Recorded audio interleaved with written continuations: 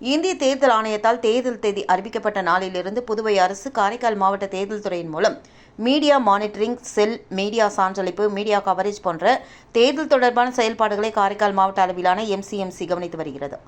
காரைக்கால் மாவட்ட அளவிலான MCMC அமைப்பின் கீழ் காரைக்கால் மாவட்டத்தில் வெளிவரும் அனைத்து பத்திரிகைகள், தொலைக்காட்சிகள் மற்றும் சோசியல் மீடியாக்கள் அனைத்தும் முறையாக கண்காணிக்கப்பட்டு வரும் நிலையில் இது தேர்தல் நடத்தை விதியை மீறி வரும் செய்திகள், விளம்பரங்கள், பெய்டு நியூஸ் மற்றும் அவதூறு செய்திகள் போன்றவற்றை கண்காணிக்கப்பட்டு நடவடிக்கை எடுக்கப்பட்டு வருகிறது.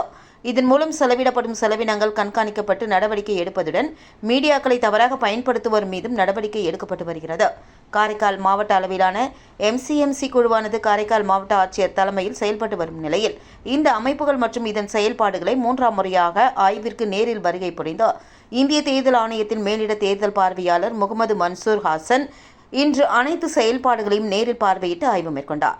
மேலும் தேர்தல் தொடர்பான விளம்பரங்கள், paid news, any election suspect news, அனைத்து தனிப்பட்ட மற்றும் அவதூறு செய்திகள் உடனுக்குடன் கண்காணிக்கப்பட்டு அதன் மீது நடவடிக்கை எடுக்க தெரிவிக்கப்பட்டது.